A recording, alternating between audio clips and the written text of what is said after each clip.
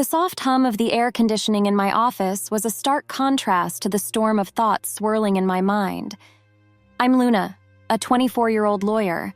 My life now is a far cry from the turmoil of my childhood, a past I kept locked away even from those closest to me. The serenity of my office was shattered by the ringing of my phone. The display showed an unknown number, yet something about it felt ominously familiar.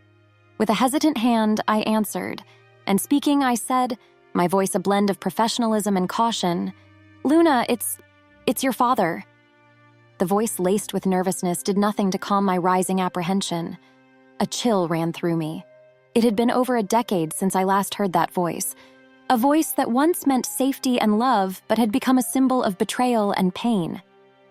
"Why are you calling me?" I asked, my words sharp, cutting through the silence that followed his introduction. "I'm in trouble, Luna. Financially, I need your help," he said, his voice cracking slightly. His plea, however sincere it might have been, ignited a fire of resentment within me. "My help? Now you need me after all these years?" I retorted, disbelief and anger intermingling in my tone. "Yes, I wouldn't ask if it weren't serious. I'm really in a bind," he continued, desperation creeping into his voice. "You stopped being my father a long time ago. You can't just call me now and expect me to help," I responded, my voice cold and unwavering. There was a pause on the line, a heavy silence that felt like an unbridgeable chasm. "Luna, please. I'm still your dad," he said, a feeble attempt at rekindling a bond long extinguished. The word dad felt foreign, almost jarring. "A dad? You forfeited that title when you chose her over me," I said, the years of suppressed anger and hurt finding their way into my words. "You're my daughter. I thought you thought wrong," he pleaded, but I interrupted him, cutting him off mid-sentence. "You made your choice years ago, and now I've made mine." My childhood before the age of 10 was filled with love and laughter, a testament to the wonderful life my parents and I shared in our small rented house. My mother, a beacon of joy and kindness, filled our days with warmth and our nights with stories and dreams. My father, once a playful and caring man, would spend evenings playing games with me or teaching me little things about the world. Our home was a cocoon of happiness where every day was an adventure and every night a sweet dream. But our blissful life came to an abrupt halt with my mother's untimely death. The house that once echoed with laughter and love turned into a silent mausoleum of memories. I remember walking through the rooms, each corner a stark reminder of her absence. The loss was unbearable, not just for me, but for my father too, who had lost the love of his life. However, the depth of his grief seemed to diminish quickly, much to my confusion and dismay. Within just a few months, he brought home Celeste, a woman who was to take a significant role in our lives. I recall the day he introduced her, a day that marked the end of my cherished childhood. "Luna, this is Marisa. She's going to be staying with us," my father announced one evening, his voice devoid of the warmth I was so accustomed to. I looked up at her, searching for a hint of motherly warmth or friendliness, but found none. Her presence was imposing, her gaze cold and calculating. From the very first moment, I sensed a change in the air, a shift that filled me with an unexplainable sense of dread. "Hello, Luna," Celeste said, her voice smooth yet devoid of genuine emotion. Her smile, rather than comforting, seemed to hide something sinister beneath its surface. In the days that followed, the house felt different, as if the walls themselves were recoiling from her presence. The cheerful memories of the past seemed to fade, replaced by a lingering unease that settled in every corner. I remember looking at Celeste, trying to find something redeeming or kind about her, but her every look and every gesture seemed to be laced with unspoken animosity. It was clear that she wasn't here to fill the void my mother had left, but to weave a new narrative, one in which I was an unwelcome part. As I watched her move around our home, a home that once felt safe and happy, I couldn't help but feel that her arrival was the beginning of something ominous. The way she looked at me, with eyes that seemed to hide more than they revealed, did not bode well for the future. The days following Celeste's arrival were like walking through a nightmare that I couldn't wake up from. The house once filled with my mother's laughter and love now felt cold and unwelcoming. Celeste's presence cast a shadow over everything, turning even the simplest daily routines into a series of struggles. One morning, as I sat down for breakfast, I noticed my food tasted unusually salty. "Celeste, did you put too much salt in this?" I asked, my voice hesitant. "Oh, did I? It must have been a mistake. Just eat it, Luna, don't be so picky," she replied, her tone dismissive, almost mocking. The incidents grew more frequent and spiteful. I remember finding my clothes ruined after laundry. "Celeste, my clothes are all faded. What happened?" I asked one day, holding up my once favorite dress, now discolored and unwearable. She glanced at it and shrugged nonchalantly. "Maybe the washing machine is acting up, or perhaps it's time you stop wearing such childish clothes." I felt a surge of frustration, but knew arguing would only make things worse. Feeling helpless, I turned to my father, hoping he would see through her facade. "Dad, Celeste is ruining my things. She's always mean to me," I said one evening, my voice trembling with a mix of anger and sadness. My father's reaction was far from what I'd hoped for. "Luna, you're imagining things. Celeste is doing her best to fit into our family. Stop causing trouble," he said sternly, his words cutting deep.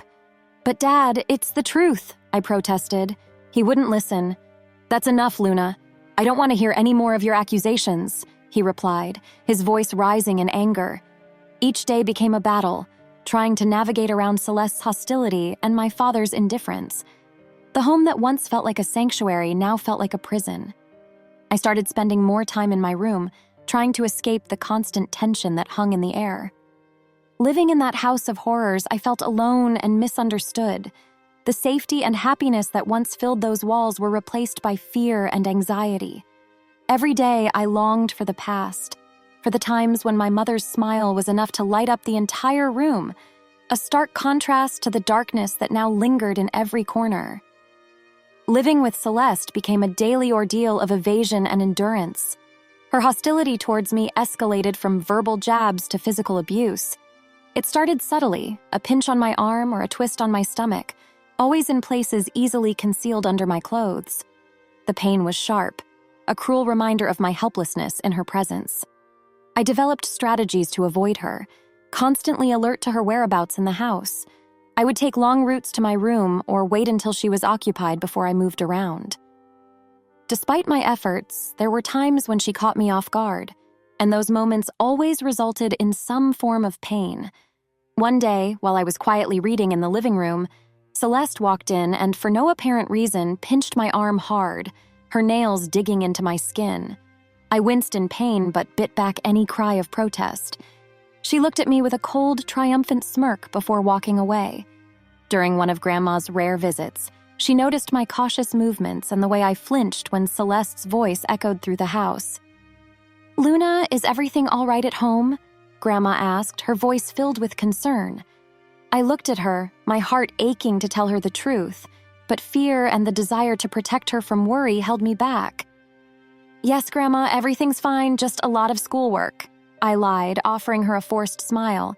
She seemed unsure but didn't press further. I felt a twinge of guilt for deceiving her, but I couldn't bear the thought of causing her any distress. That evening, as Grandma left, I saw Celeste watching from the window, her expression one of satisfaction.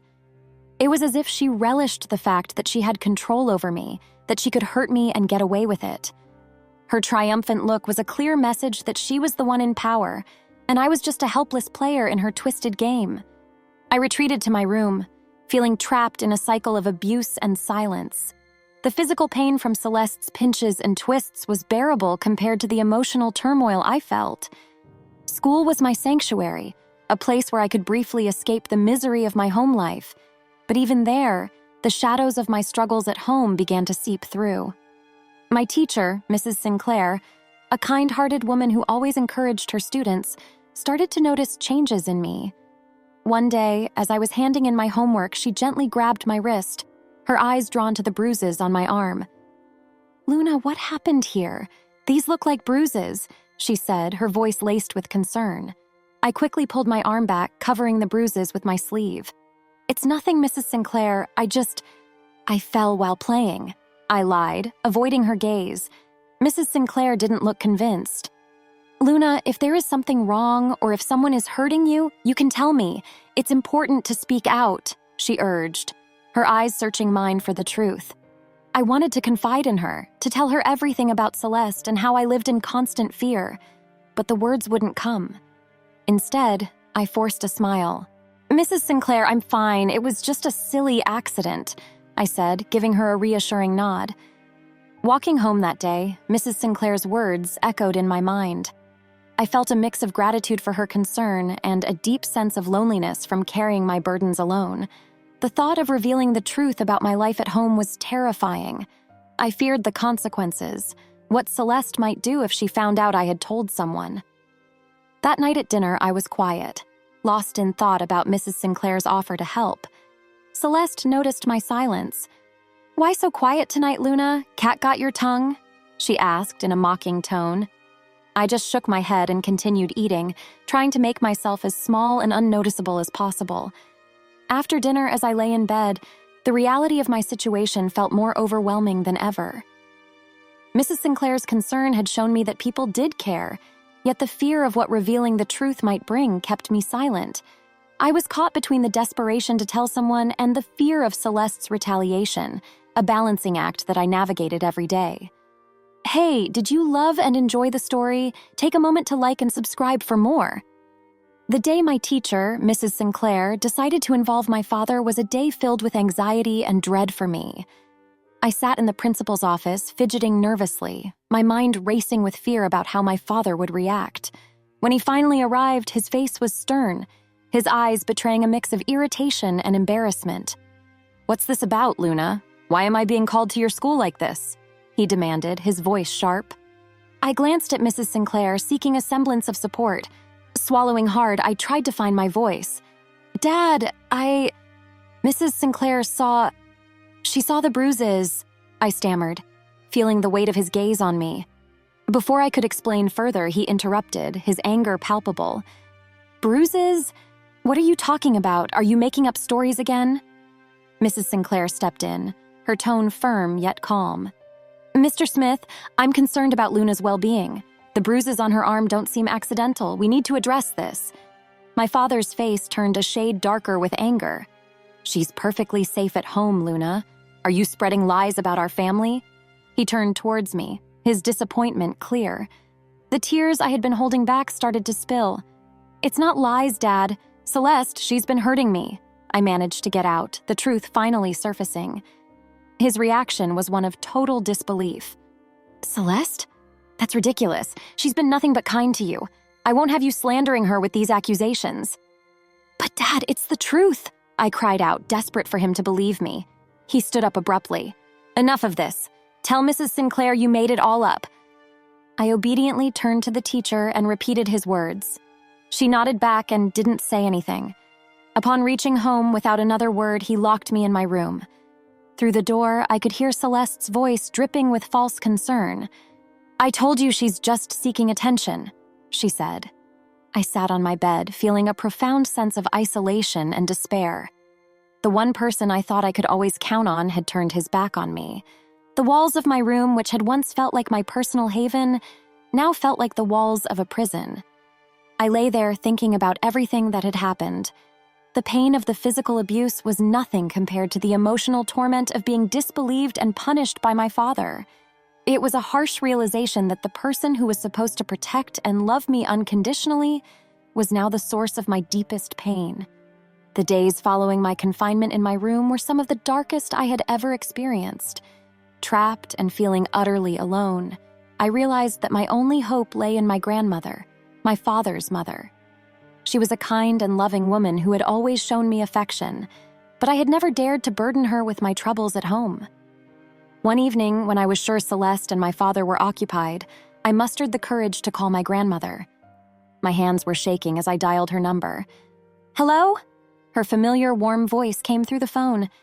"Grandma, it's me, Luna," I said, trying to keep my voice steady. "Luna, my dear, how are you?" she asked, her tone filled with genuine care. Tears welled up in my eyes as I replied, "Grandma, I need help. Can I come and stay with you for a while?" There was a moment of silence on the other end. "What's wrong, Luna? Did something happen?" I took a deep breath, the words rushing out. "It's Celeste. She's been hurting me and Dad won't believe me. I didn't know what to do." I could hear the concern in her voice as she quickly responded, "Of course, my dear. You come right over. I'll take care of this." The next day, my grandmother arrived. She was a small woman, but her presence filled the room. She confronted my father with a strength that surprised me. "Robert, I'm taking Luna with me. She's not safe here," she declared firmly. My father, taken aback, tried to protest. "Mom, you can't just take her. She's my daughter." "Your daughter, whom you failed to protect," she countered sharply. "I won't stand by and watch her suffer." Celeste tried to intervene. "She's just a child making up stories. You can't believe her over us." Grandma turned to Celeste, her eyes steely. "I know a scared child when I see one. Luna is coming with me, and if you try to stop me, I'll take this matter to the authorities." Realizing he was defeated, my father didn't put up any further resistance. As I gathered my things, I saw Celeste's expression change from defiant to defeated. Leaving the house with my grandmother, I felt a weight lift off my shoulders. For the first time in months, I felt safe. The car ride to Grandma's was quiet, but her presence was comforting. Once we arrived, she turned to me and said, "You're safe now, Luna. You don't have to worry anymore." In my grandmother's house, I found the love and security that had been missing in my life. It was a haven where I could heal and regain my strength. The contrast between her nurturing home and the coldness of my father's house was stark.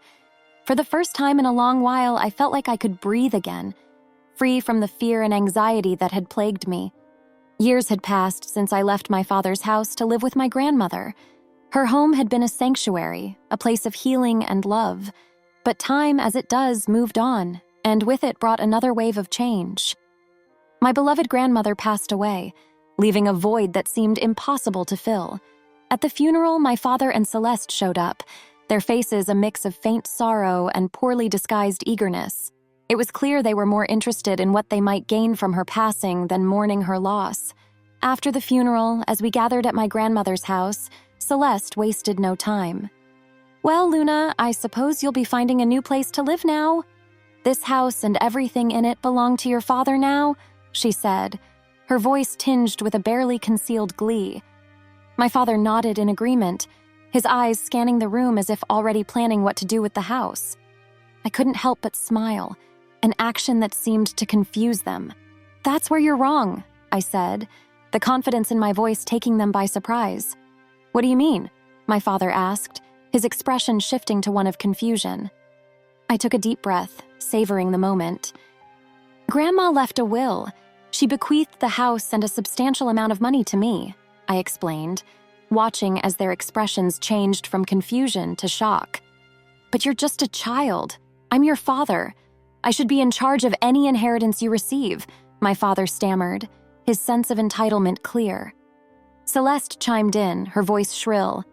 "Yes, until you come of age, your father will manage your property." Their reactions were almost amusing. "You don't give a damn about me so much that you didn't even wish me a happy birthday. I turned 18 a month ago. I'm legally an adult now. I make my own decisions," I stated firmly, relishing the look of realization dawning on their faces. My father's expression turned from shock to anger, then to a sort of desperate pleading. "Luna, you can't do this. We're your family." I looked at them, memories of my childhood flooding back. "You stopped being my family a long time ago," I said, my voice steady. Celeste stepped forward, her tone now begging. "At least let us stay in the house. We have nowhere else to go. We have not extended the lease of our house." I shook my head. "This is my house now. You'll need to find somewhere else." As they left, the weight of years of pain and neglect seemed to lift off my shoulders. I stood in the house that was now mine, a house filled with memories of my grandmother's love, and felt a sense of closure. The echoes of the past my father's call stirred remained. I sat there, phone in hand, feeling a tumult of emotions, anger, betrayal, and a sense of injustice. But amid all that, there was also a sense of strength, a reminder of the resilience that had carried me through the darkest of times. Did you enjoy the story? We'd love to hear your thoughts. Thanks for watching, and don't forget to leave a comment and subscribe for more content like this.